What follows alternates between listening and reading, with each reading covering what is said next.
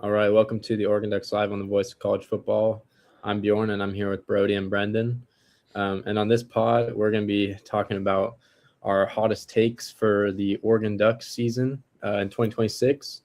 And if we have enough time, we're going to take it to the national perspective and provide more hot takes on college football as a whole. You guys ready to get into it? I'm ready. All right, since we don't really have any Oregon football news since the last podcast, we're just going to go right into it. Brody, if you want to give us your first Oregon Ducks hot take for the 2026 season. All right, do you want like my medium take or you want my hottest take to start off? Let's start scorching. Let's get it going. Oregon rides a top 3 defense and the best offense in the country en route to an undefeated national championship season. Okay, I mean, to be honest with you, Brady, that's like literally almost written exactly how mine is. I literally wrote Oregon wins the Natty and goes undefeated. Like, hot take, sure, but I mean, like, it's not that outrageous. Well, Brody's take is putting them in the undefeated elitist of elite with the ranking of the defense and offense. Yeah, I think No, you go, I was gonna say I think the experience of the defense and 2 potential first-round picks on the D line coming back, a potential second, someone rumored to go into third, like an absolute stacked D line with how young our DB room is and continuing to get better. If a few things let in place in terms of our linebackers, I think our defense could have the potential to be one of the best units, if not the best unit in the country. The only reason I didn't say top defense instead of top offense is I think that we just have so many weapons on our offense. Our offense is going to be elite to the point where our defense is, going to give up some points. Bound to give up a couple points in garbage time. But, I think our toughest game, obviously by far, is at Ohio State. But if I think we go into the shoe, shout out to CJ Verdell, and do something similar with Davison and Deere Hill, I think that this take could very well be. It's definitely a hot take. Like if you're like a national fan, but like if you're an Oregon fan, it's not that crazy to say that. It's not ridiculous because on paper we're gonna have one of the best teams in the country. Everybody talks about our receiving core being really good. I don't think our receiving core will be as good as everyone says, but our running backs sure will be. Our tight ends sure will be. Offensive line is always going to be solid. It's always going to be really good. It's always going to be in contention for the best offensive line in the country. Our quarterback play is going to be one of the best in the country. And then our defense, like I said, we return a lot of pieces. We really only lose Dylan up in the secondary, but we replace him with Coy. So, like, you know what I mean? It's like it feels like we're in a good spot to do that. And I mean, we saw it happen with Indiana this last year. I mean, they had a lot of older guys who have had a lot of college experience. That's going to play to our benefit with guys that now have experience and also playoff experience. So, I think it's not ridiculous. Yeah, I think it's similar vibes to Ohio State a few years ago, where they're just like returned all those guys, and you're just like, they're coming back, and that was kind of like our reaction to Mateo and Amari coming back. Yeah. It's just like it was kind of a surprise because we're like they're such touted NFL players. I think that they're just going to be better, and we've seen this trend of really experienced teams, win the national championship the last few years, and I think Oregon has the opportunity to do that. An experienced Dante Moore, experienced running back room, better receiver room, better almost everything. Like because everyone's a year older. I would say the only position that like obviously got worse is linebackers, and then you could argue offensive line as well. But I mean that was a top 3 unit last year, and Betcher was, he's going to go to the NFL. So I mean those are the only things that you could say are not improved from last season. Yeah, I like that comparison to Ohio State a couple of years ago because they returned a bunch of guys, and then they also welcomed a great freshman class, especially with Jeremiah Smith, and then added Quinshon Judkins in the portal, which is kind of what the Ducks have done. They're returning a bunch of guys, get the number 2 class. I think it's number 3 now with Beaver leaving, but regardless, it's a stacked class once again with a bunch of returners, and they made some key additions in the portal. Not the flashiest portal additions, but they didn't need a ton. We've talked about it. So I don't hate the take. I definitely don't think it's scorching hot, which that's totally fine. It might be from a national perspective. I know we're Duck fans, so we see it as a definite possibility. But that's kind of the way I was looking at that. Like it just kind of feels like Oregon is due for a big year. I mean, we've had great years the last few years. Like it really is going to be weird in the future at some point. Like it's hard to like see a world without Dan Lanning being like with Dan Lanning being our coach of us just not making the playoffs. And to make the playoffs, you got to be a good team every year. Like you can only lose 2 games, and so like realistically, it's not outrageous to say that hey, Oregon's going to not lose those 2 games in the regular season, and then to win the Natty, you got to go undefeated anyways. You got to go a 4-run playoff or a 4-win streak in playoff games. You know, win a conference championship. Like it's very possible. Yeah. I have a take. One of my hot takes is right along those lines. I see them going undefeated in that scenario, but they'll be tested early with Oklahoma State and USC. I think those could be 1-score games, and then that'll definitely help them down the road against Ohio State and Michigan by having those early season kind of harder contests. But yeah, that's go undefeated regular season, win the Big Ten title. I didn't include national championship necessarily, so wasn't as hot as your take, Brody, but still along the same lines. Yeah. Brendan, we have to be delusional. Yeah. Well, Brady did steal one of mine, but I'm gonna go on the other end of it. I mean, I've said this opinion a lot, but I'm gonna go on the other end of like the hot takes for Oregon and be like, it's kind of not a good thing for Oregon. But my hot take is that Dak Moore is gonna underwhelm. He's gonna be very underwhelming next year. He's not gonna produce like a ton. He's gonna put up maybe 500, 600 yards, which I mean is good, right? Like you're like, all right, I'll take it, but it's not like we wanted Dak Moore to be like a potential, you know, first or second receiver off the board in the NFL draft type of talent. And I don't know. I just don't see it. He hasn't done too much right away. Granted, he was injured, but you know, I just need to see him get more implemented into the offense. I mean, I know that there's a lot of mouths to feed, but I don't think that he is. You know, I don't think he's going to put up a JSN or a Mecca Ibuka type of season where they put up like almost 2K yards as a you know redshirt freshman or a sophomore. I just think that he's going to end up being kind of an underwhelming number 1 receiver in the whole grand scheme of things. I mean, I was looking at it for like the last 10 years, number 1 receivers, and Dak Moore is kind of in the like in terms of what he did for his freshman year. He was kind of in the middle of the pack. He was like 5th or 6th on the list. And there were some guys that were like genuine busts on the list. Like there was, I think, 3 dudes who like basically didn't play their entire career in college and they were number 1 receivers. I don't think that'll be Dak Moore, but I don't think Dak Moore will be what Duck fans hoped he was. Like Dak Moore was talked about like he was, you know, he was gonna change the program here. And it's I don't know. I don't think the offense is necessarily like set up for one guy to like take all the targets, like a Troy Franklin, a Tez Johnson.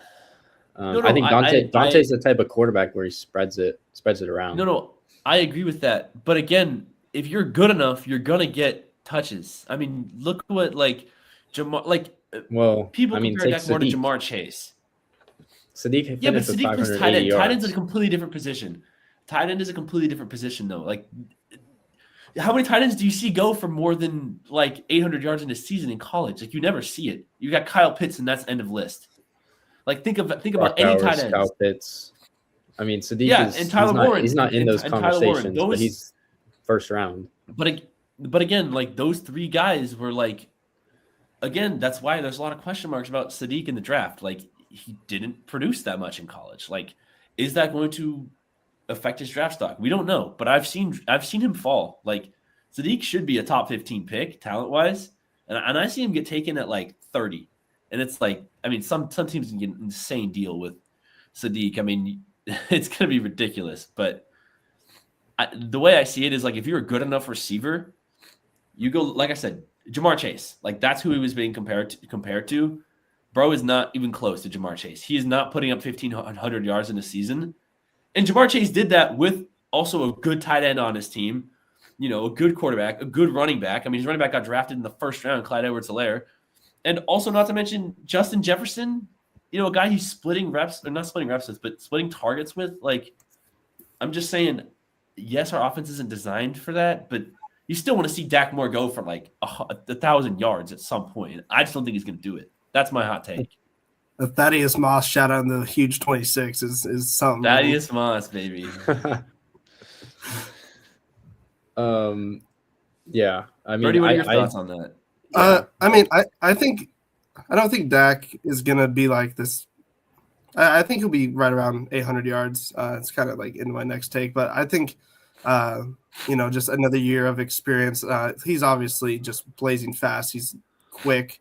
I think he is just going to have another year to get more technicality, and I think he's going to move around a little bit more with experience. Like, you're asking a true freshman to be an alpha, like our number one wide receiver. I understand we spread the ball around because other guys do it. But to say he's going to like just not be very good at all, I think is kind of crazy, because you see the talent, you see the flashes of him. Like, he's got that dog in him too. Like, he has the work ethic. Like, I think he also got injured. He got injured down the stretch last season, so that's for sure. I'm not discrediting that, but I do think that there were there was probably like 3 or 4 better freshman receivers in the country. Like, I don't think he was the number 1 receiver in the country, but in his draft class, I don't think that he will be I don't think he'll be I don't think he'll end up being a first round pick.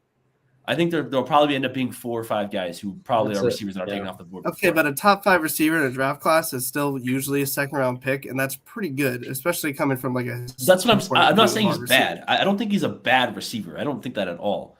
I just don't think that he's like. People wanted him to be like legitimately like a game changer. Pretty frozen. Yeah, Brady's dead. Oh God. But. Oh goodness, Brody, what's your take on this? Yeah, can you hear me even? Yeah, we can hear you. We can hear frozen. You. I'm just frozen. Carry on. Yeah, I have a potato for a Wi-Fi router, but I just don't think that I just don't think he's gonna be what everybody thought he was gonna be. I think he'll be good, right?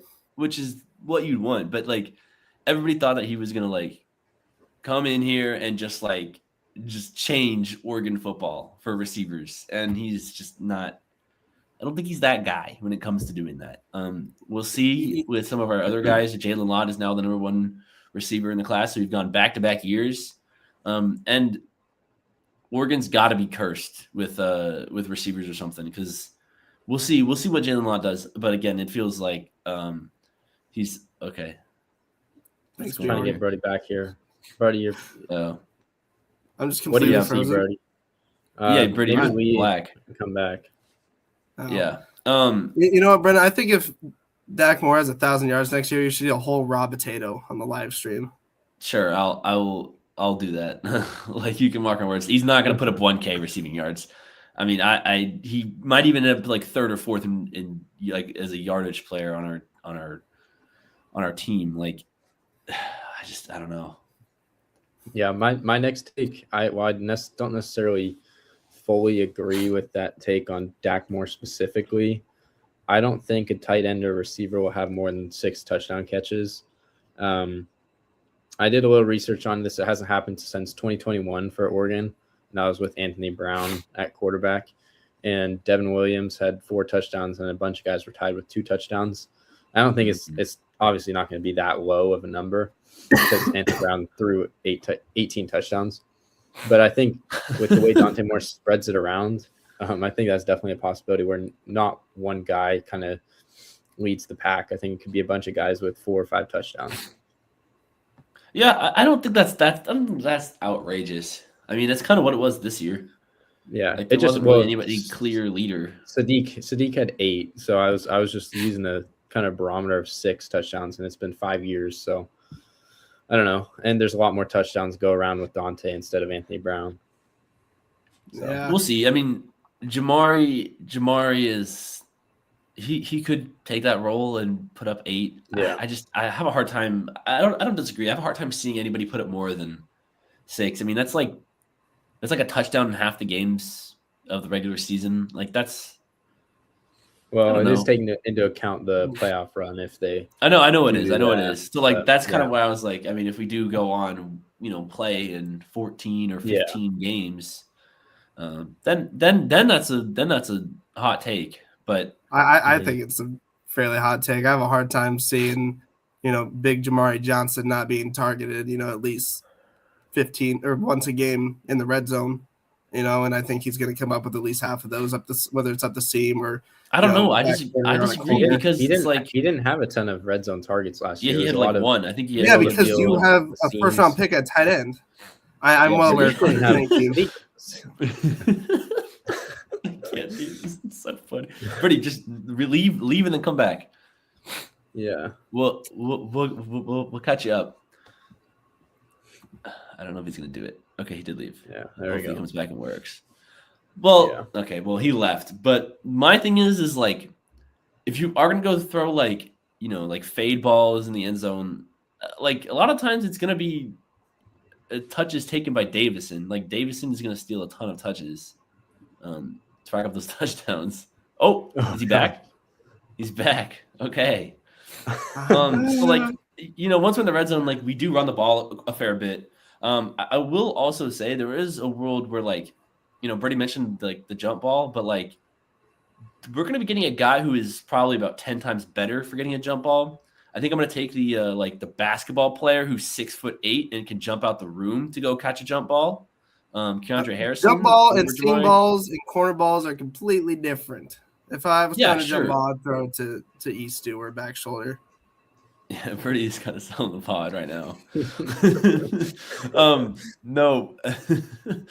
That's the other thing is like I think Eastu is gonna steal a lot of those. I just feel like Eastu's play style is like a Devontae Adams type of guy, so he's gonna just be like snagging those 1-yard touchdowns like Matt Stafford, Devontae Adams style.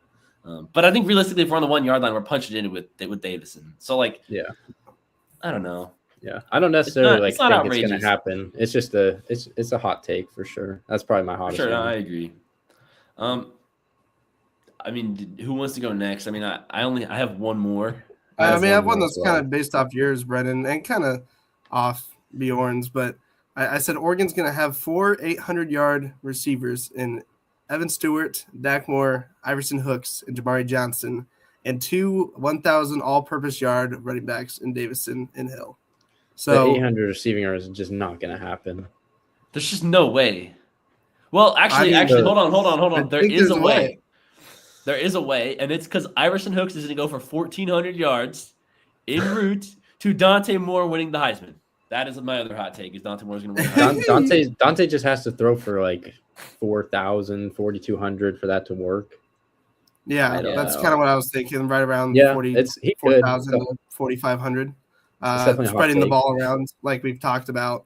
I was basically my take's basically like there's not going to be like one super alpha receiver. Like I don't think anyone's over 1,100, 1,200 yards. I agree.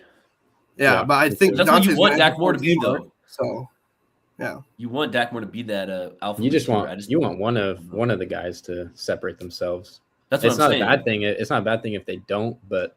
I mean, yeah, Dak Moore is the big name. Eastu is a big name too. If he separates himself, I'm telling you, it's gonna be Hooks, bro. It's gonna be Hooks. Hooks is gonna play that Tez Johnson role where he's just gonna like find the seam, just like right up the seam on third down. Like he'll just find a spot in the zone. Yeah, they're gonna give him a lot of option routes out the slot, and he's just gonna eat. I think they're gonna give Dak some of those too, but Hooks he looks nice, bro.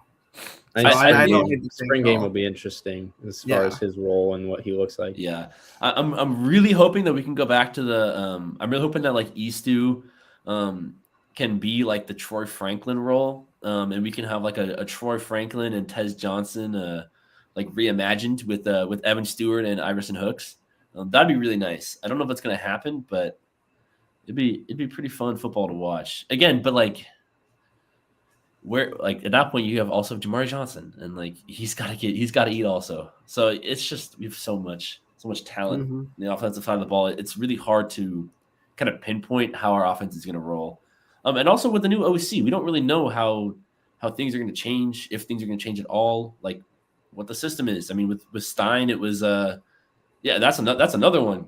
Gatlin Bear, like this, I think this dude will end up being our best receiver when it's all said and done by the end of his career. Like, dude's a beast. He's 6'4" and he's just as fast as and elusive as like Dak Moore. He's literally he's a monster. He's gonna be so good.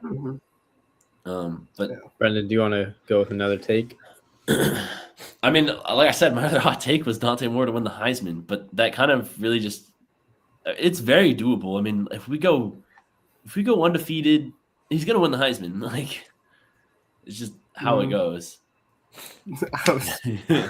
He does. He's got Joseph Smith on his side. Yeah, that's what it is. I have another hot take. It was going to be a national, but it pertains to Oregon, so I can do that one. I said Oregon is going to have a Heisman finalist 3 years in a row, with one winner being Dante, Jordan Davison, and then Dylan Raiola in his senior year. I don't think Davison will ever be in the Heisman contention, Birdie. I'm sorry. I don't know if he has 1,300 yards, 25 touchdowns. Mm-hmm. Yeah, his true junior year probably will be the best offensive line that we'll have. Like, I think that. Okay, but I also think like De'Aaron Hill but De'Aaron Hill's gonna be so good. Like, there's just no way that. I agree, but I think Raiola, in his first year starting, we might rely on potential first round. I think he will be a first round pick running back. Like, you never know. Oregon has had Heisman finalist running backs before, so I mean that's why they call it a hot take, right, Brendan? But fair enough. It is a hot take. I'm glad you're actually giving a hot take and not honestly. Okay. I can't even picture Dylan Raiola being here in 3 years, which sounds crazy for me to say that he's going to be here that long. I just don't know with his. Yeah, I don't know. No, he's gonna. There's just no way he stays 3 years. He's gonna have this year rest, in redshirt. Maybe starts in 2027. I don't even know. Like, they could look outside the portal too. No, once again, no. Raiola is gonna start. Raiola is really good. I think Raiola's gonna get drafted in the first round. I think he'll be a top 10 pick by that point. I think it'll be a similar thing to Bo, where he's like kind of projected second, third round, and then he's like, you know what, like Dan, just like Dante was projected second overall, and Dan convinced him to come back. So, I think we'll rely on Davison in this world. Relying on Davison and Hill in their true junior seasons, both potential, first, second round running backs, and then he comes back one more year and just absolutely slings it with Lott and Bear, and just like he just puts up a Heisman worthy season. I see. I mean, Heisman's a little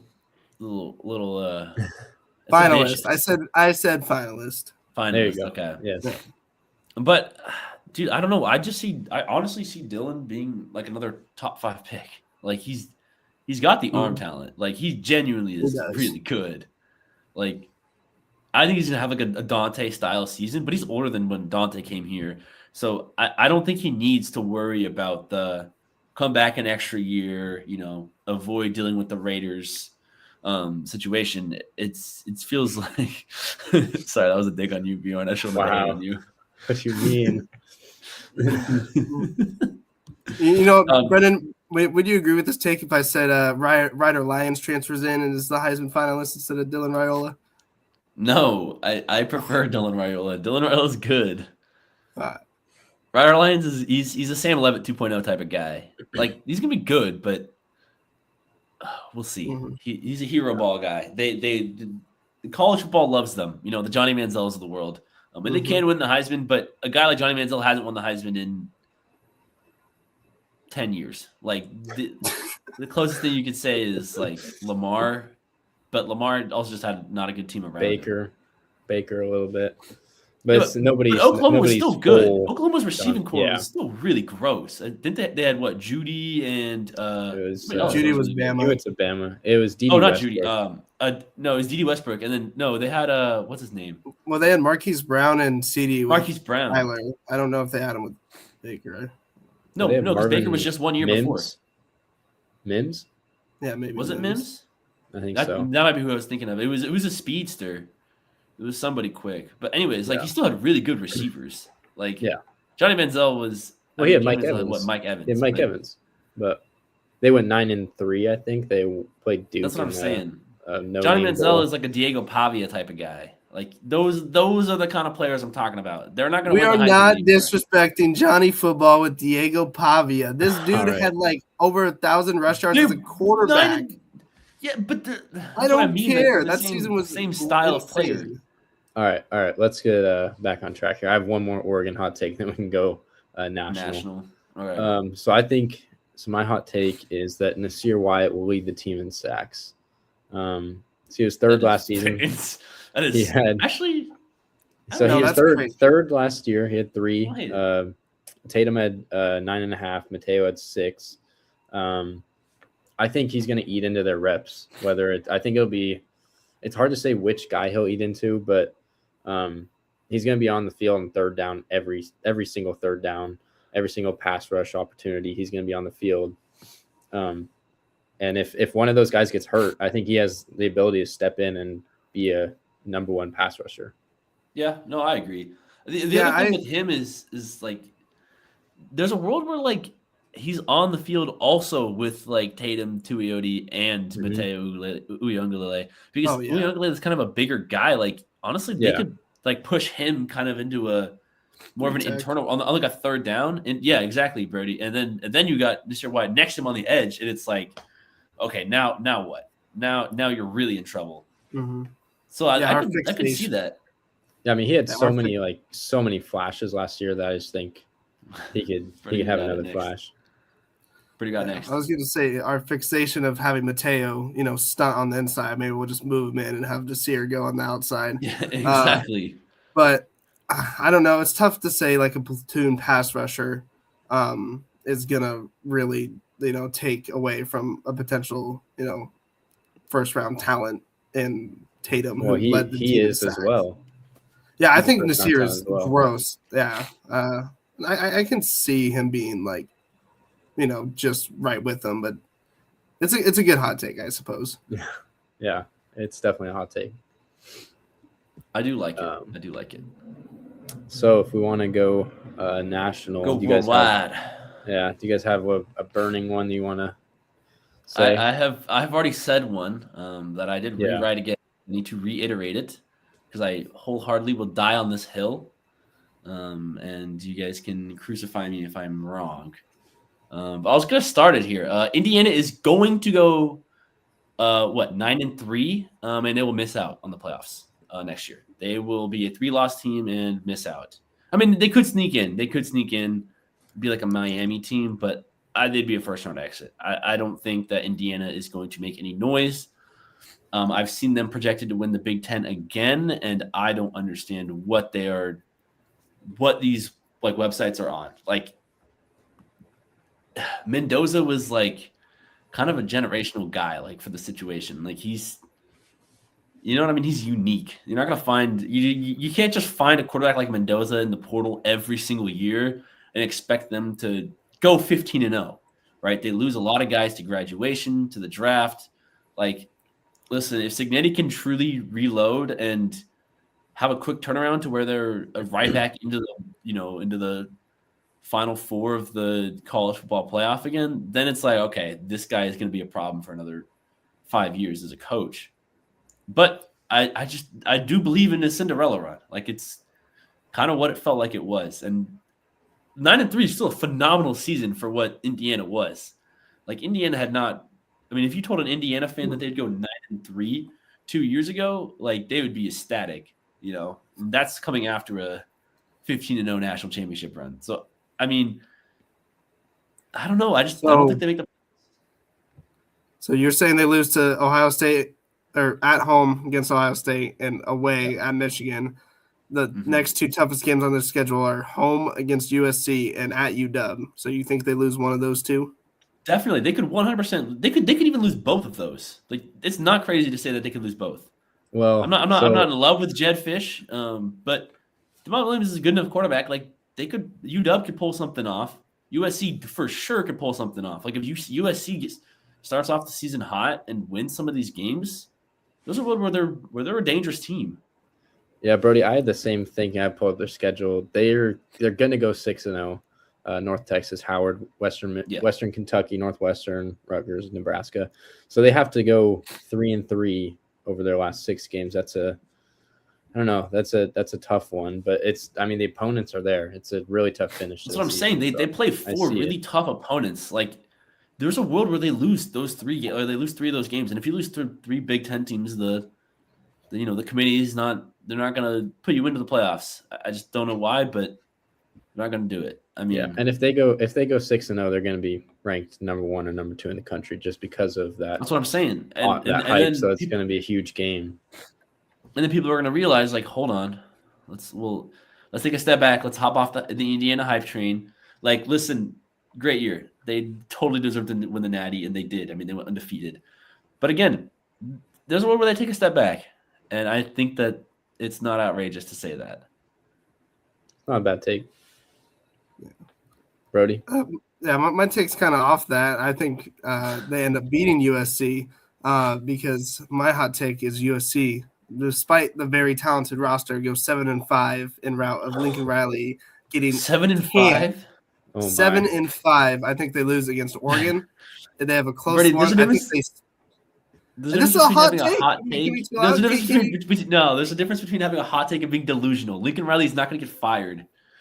Dude, if they go 7-5, you're telling me Lincoln Riley's not getting fired? Why would he? They're playing the toughest schedule in the country. That's my take. Just hear my reasoning first, okay? Okay. They lose. Okay. They have home against Oregon. They lose that game. They have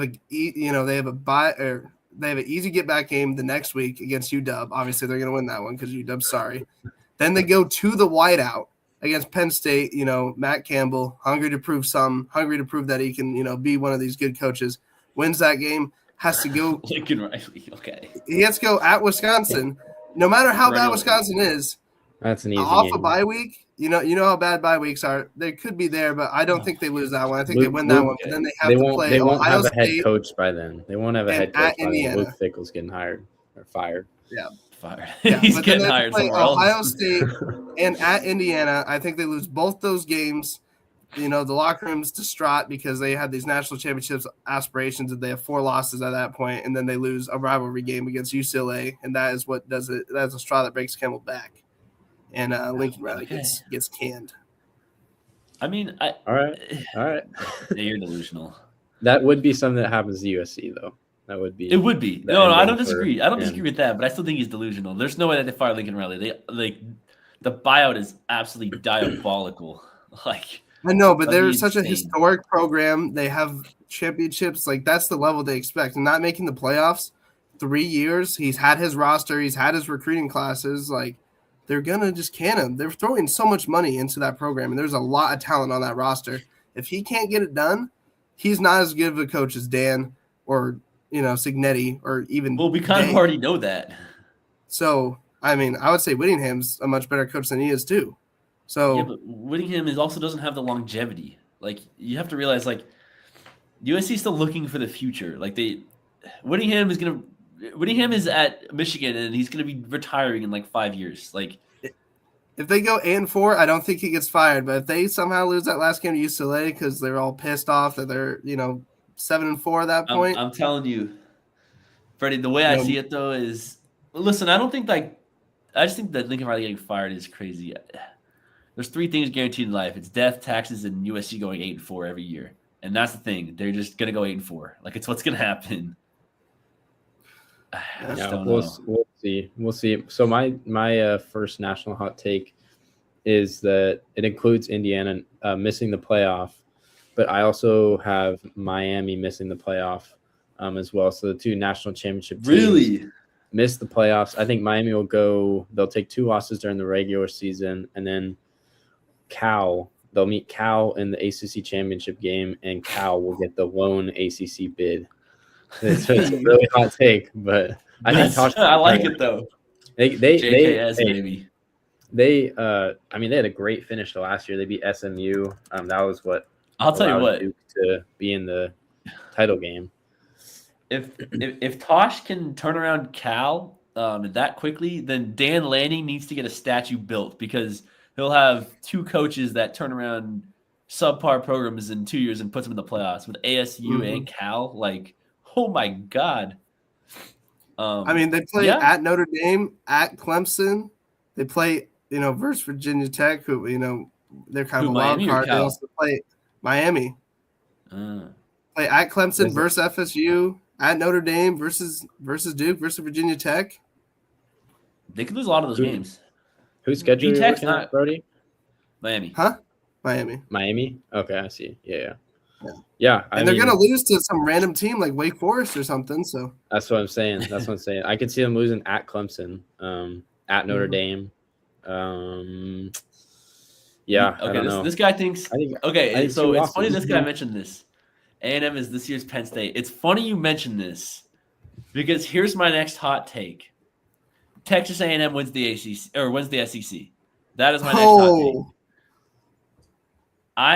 I just think Bama is in a weird spot.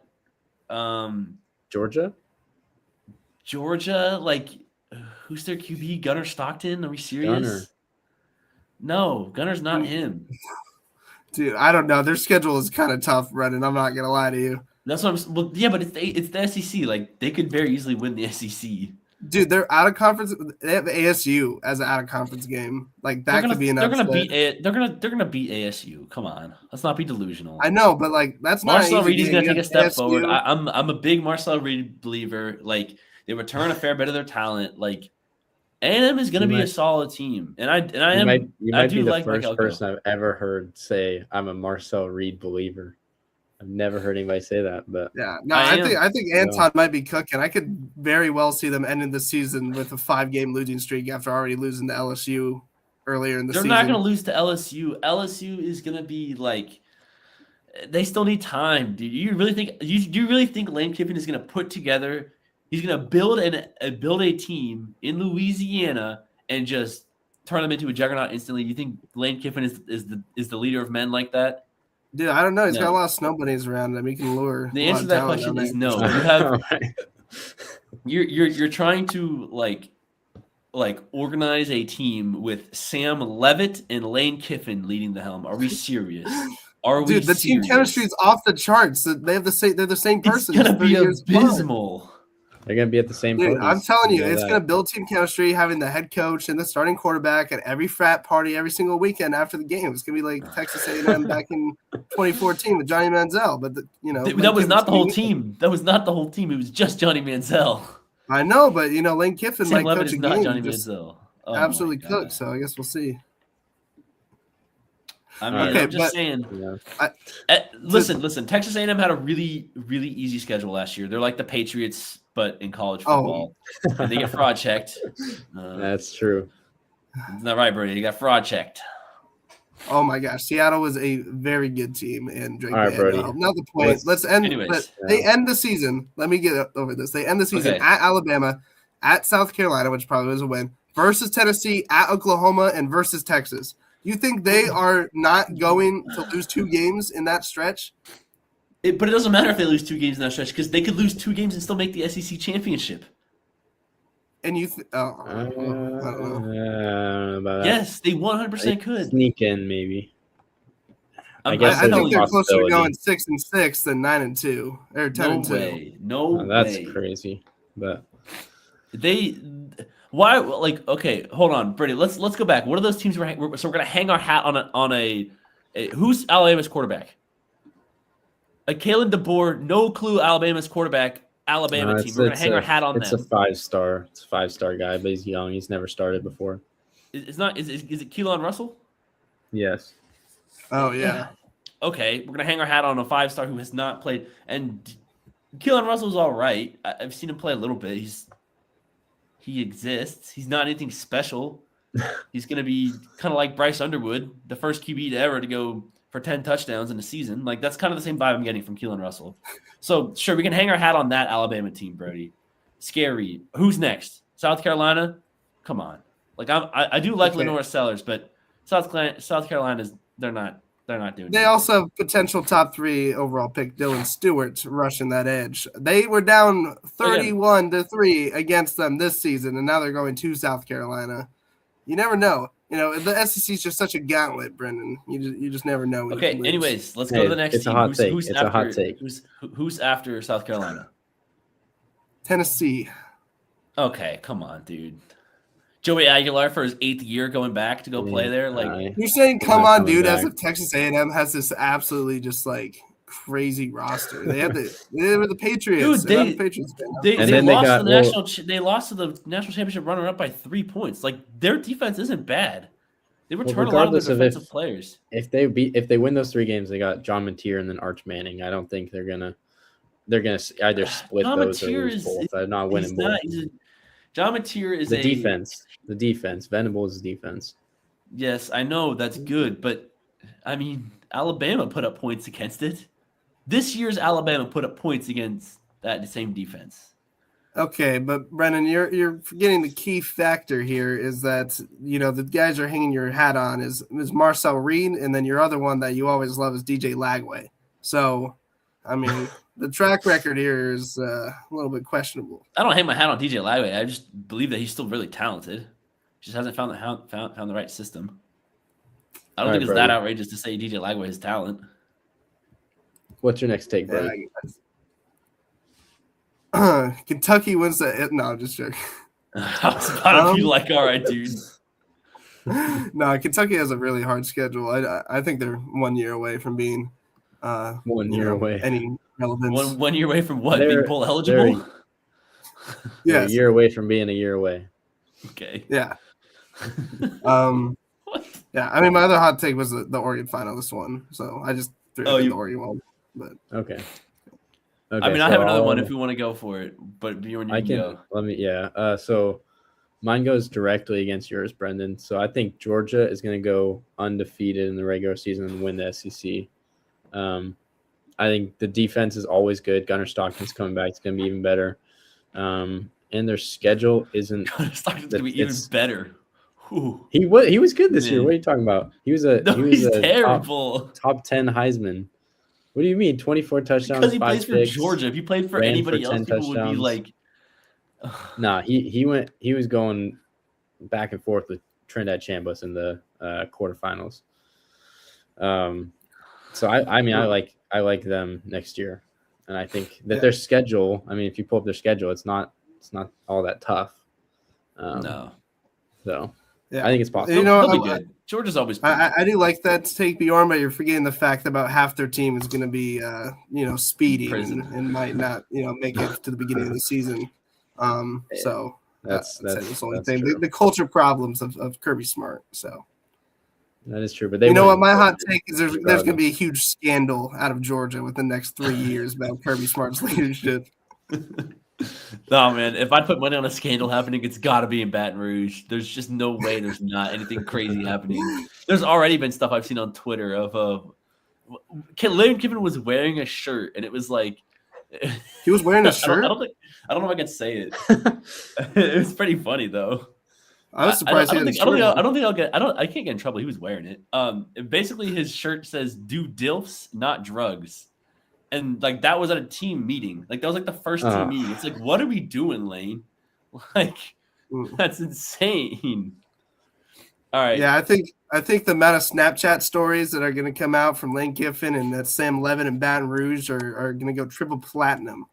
They're going to go triple platinum. I'll say there's at least one sorority house, scandal in Baton Rouge. That'll be my last hot take. Oh my gosh, the over under on that. There we go. Rose Hammer in the over. Well, I can go for my last take. Yep. It's one that we can all agree on and that we all will love, and that is Notre Dame will be a first round college football playoff exit because they are automatically given the playoffs because the committee decided this year that they're going to be like, all right. Notre Dame, you guys have complained enough to us that we're going to put you guys in the playoffs every time if you guys get 12 wins. And then they're going to play against a real football team, just like they did last year, and then they're going to lose every single time. First round exit. Any disagreements there? I think that was the greatest take I've ever heard in my entire life. Great take, Tony. Great take. Great take, Tony. They have one game that is remotely tough, and it's versus Miami. They also play at BYU, and that is probably their second toughest game. So they're probably going to go, 11-1. They could go 10-2 and they're still in. They're a lock. I mean, they literally. I like that. I love this guy, dude. Absolutely. Notre Dame hate is always tolerated at the Oregon Ducks Live. It is. There we go. It is. All right. So I mean, we got them all out. We did. I don't have anything else to add. Yeah, I got one more. Okay. UW's going 0-12 as well. Notre Dame and UW have combined 24 losses, and Damon Williams sits out after game one after they lose to. And he transfers to Oregon. Hey, wow. Yeah, no, you got. Hold on. Before we do need to address the Jaden Lamar stuff. Like, why? Why are you? Why I don't think on there's Oregon? No issue. He has to say that. He's a Husky now. I mean, you guys can say what you want, but he can't. He's on the other side of the rivalry. What's he supposed to say when they ask him? It's not like Jabbar just got over to Oregon and just started dissing on UW like that. Like, because that's not Washington isn't to Oregon what Oregon is to Washington. If you know what I'm saying, like it's a bigger thing from Washington's perspective to beat Oregon than it is for Oregon. Oregon's worrying about national championships. Yeah, it's because they're little titles. bro. Yeah. Right, that's a good point. I like the way you think. It's because they're little bro. Okay, I like that. All right, Bjorn, what's your last take here? Okay, we can spend a couple minutes on this, but I got to get out of here soon. It is Sam Leavitt at some point will lose his starting job to Hassan Longstreet, 5-star transfer from USC, either in fall camp, could start in spring because Leavitt is injured from playing basketball during the football season. Or midseason if he struggles or they lose a couple games. I think there's a lot of holes in Leavitt's game. He's reliant on Jordan Tyson, who's a top 10 receiver. And Longstreet was great last year. And 15 passes, completed 13 of them, 100 yards, touchdown, 76 rush yards, 2 touchdowns in his true freshman season. I think this has a real possibility. Yeah, he's awesome. I think it's a real possibility of being killed. Oh, you think so? Dude, he was looking at when he hit the portal. He actually wanted to come to Oregon. That was a lot of the news. I know. I saw that, but I think it could be a Caleb Williams, Spencer Rattler situation where both guys are talented, but the young guy kind of wins over the team. Character issues also came into play with Rattler and could with Leavitt as well. Yeah, so I think that is a phenomenal take, but I think the one thing you're overlooking is the chemistry potential between Kiffin and Leavitt. Oh. So,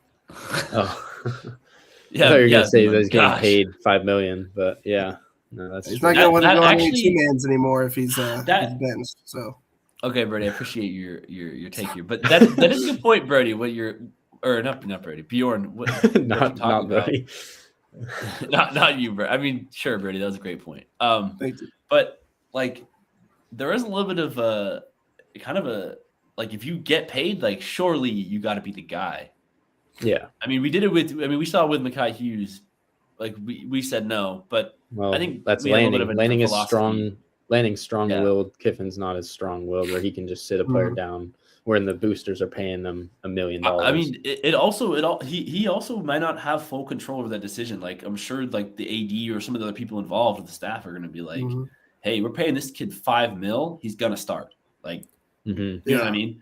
Because that does happen a lot in sports, and it's kind of something to look for in the future with college football now having so much NIL involvement. But I mean, the NBA and the NFL, you see the politics of it a lot. Like, I don't think that's a bad take at all, Bjorn. I think, that's definitely a possibility.